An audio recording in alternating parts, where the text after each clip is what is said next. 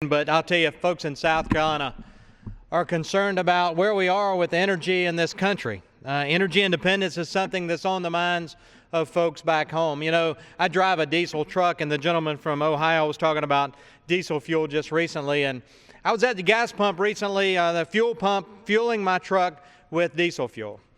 And I was paying about $3.85 a gallon. And it dawned on me as I watched the 18-wheelers roll by coming from the pumps where they filled up, that if we were able to really achieve American energy independence and we were able to lower the cost at the pump for America's truckers and all the American families, but I use trucking as an example, if we could truly lower the cost of diesel fuel for America's truckers by just $1, if we could produce enough American energy resources to lower diesel fuel from that $3.85 a gallon that I was paying down to $2.85 a gallon. Those 18-wheelers that were rolling by, I believe, had 400-gallon diesel tanks. Think about that, America. Think about if that trucker or that trucking company was able to save per fill-up $400 per fill-up for that 18-wheeler, and think about the number of trucks you pass on America's interstates and highway systems. If we could save that, think about the trickle-down effect that that would have for consumer products. And we're not just talking about gasoline and diesel fuel.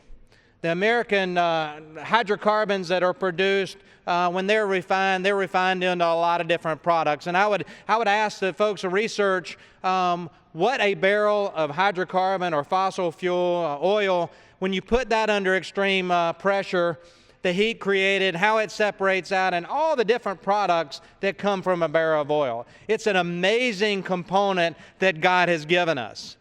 And so in South Carolina, we understand that the nation can achieve American energy independence.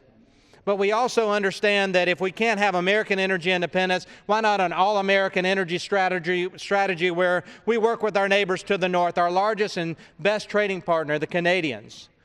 Or we work with the Mexicans and the folks to the south with a transboundary agreement, allow that area where the boundary between Mexico and the United States is, that we can drill in that area and we have an agreement for revenue sharing on the oil produced there. But let's go back to our neighbors to the north, our largest and best trading partner. The former Speaker of the House from South Carolina, David Wilkins, was ambassador to Canada under the Bush administration. I spent a lot of time with Speaker Wilkins, Ambassador Wilkins, and talked about Canada, and we talked about the oil sands. This was before the Keystone XL pipeline. But let's focus on the Keystone XL pipeline to bring that Canadian oil to American refineries that are sitting there with the capacity to refine that Canadian oil. What I mean by capacity, it's idle capacity. It's capacity that could be utilized to refine American resources or Canadian resources coming down to those refineries, refining that into the products that we enjoy as America. That's why Keystone XL pipeline is so important. Let's put Americans to work. We hear a lot about job creation and putting Americans to work. Well, this truly would. Mr. Speaker, the Keystone XL pipeline would put Americans to work in those refineries, refining that oil into all the chemicals and gasoline products and everything that we use out of a barrel of hydrocarbons or a barrel of oil.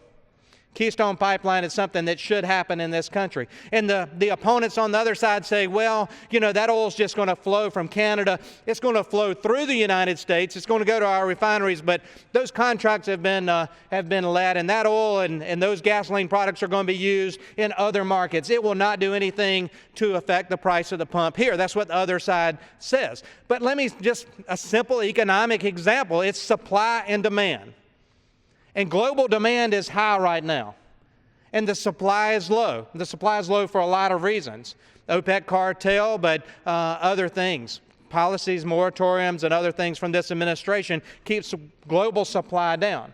But let's assume that oil from Canada does flow through the United States, refined at our refineries, and does flow out of this country. So what? That increased supply will meet the increased demand, and by meeting that demand, that will drive the price down, not only for Americans, but for everyone across the globe.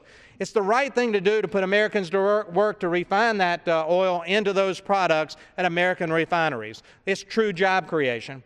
But while we're on the subject of job creation, Mr. Chairman, and the gentleman that's heading up the House Energy Action Team, which is focused on an all-American energy strategy and American energy independence, While we're talking about job creation, let's talk about my state of South Carolina. We've been excluded in the next 5-year plan, the plan that would allow offshore drilling off our coast on the Outer Continental Shelf. Right now, folks, the whole Atlantic Shelf is off limits to drilling, with the exception of a very proactive state of Virginia, which has been able to include Virginia's offshore area in the next 5-year plan, and we'll see if that comes to fruition. But South Carolina is sitting there saying, and with a lot of the other Atlantic states, you know, we believe we have some resources off our coast. We believe there's natural gas off the coast of South Carolina. Let's allow South Carolina's offshore area to be included in the next 5-year plan. What does that mean? Does that mean we're going to rush right out there and punch a hole in the earth and start producing? Maybe, maybe not. But what it does mean is it allows that exploration. It allows those energy companies to say, you know what, that area is going to be opened up. We haven't explored out there in 30 years. It was 30-year-old technology when we went out there before. Let's go out there with new technology. Let's find out what sort of resources might be off the coast of South Carolina, on the Outer Continental Shelf of the Atlantic seaboard. Let's go out there. Let's find out what might be there, and let's start producing that. And you know what happens when we do start producing? I just ask you to drive down to Louisiana, and you get on that Highway 90 from Lafayette down to New Iberia and on down to Houma and Thibodaux and those areas. You get on that 4-lane highway, Mr. Johnson, and you ride down that highway, and on both sides of that 4-lane highway, business after business after business after business after business after business, and I could go on and on. These are businesses that aren't out there actually doing the drilling, because those lease sales were to ExxonMobil or Halliburton or some of those companies. These are the service companies that are servicing offshore drilling. Think about this for a minute. Think about the guys that are using the barges and the offshore boats to carry the service boats that are taking the drilling mud and the casing and the piping and the diesel fuel for the generators and the food and the personnel and everything else that goes offshore out to the platform. But then think about that. Their companies onshore, they're running trucks up and down the road that need truck repair. They need body repair. We need pipe welders and pipe fitters and experience it. And like I said, business after business after business there in Louisiana is helping the offshore industry. And South Carolina is sitting there going, well, you know what? If we allowed drilling offshore and we allowed this to happen on the Outer Continental Shelf, then maybe those businesses would come to South Carolina.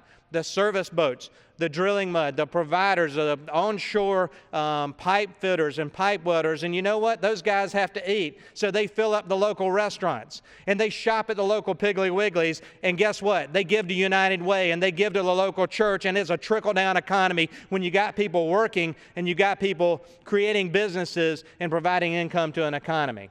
When we think about an all-American energy independent structure, we need to think about all the jobs that are created through that American energy independence. And it's not just the guys that are doing the offshore drilling.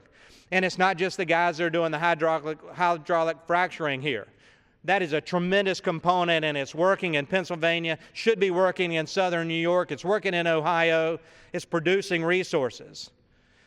And we talk about energy, we focus a lot right now on North Dakota. North Dakota, my gosh, it's a microcosm of what we could be in this country if we truly pursued an American energy policy. North Dakota, 3% unemployment or less. Some say it's a negative unemployment. I say when you get off an airplane in North Dakota, they give you a job whether you need one or not. You talk about a lack of housing. They don't have housing for people coming up there to take the job. If you need a job in America and you're willing to travel to North Dakota, you go up and get $70,000 a year driving a water truck. Jobs are created. North Dakota, a microcosm of what we could be in this country if we truly pursued an American energy policy, an all-American energy policy. And that includes hydraulic fracturing. That includes drilling on federal land that's currently off limits to energy exploration, energy production, but it's also off limits to wind and solar. Federal land that you own, America, American taxpayers own this federal land, it ought to be utilized to the maximum benefit for American taxpayers.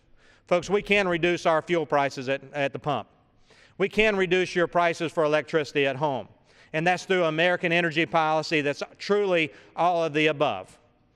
And so I appreciate the gentleman from Ohio leading this leadership hour, giving me the opportunity to speak about something that I am very passionate about.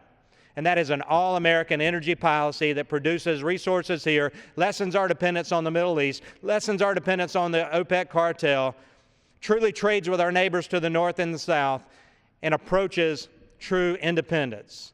And with that, Madam Speaker, I will yield back.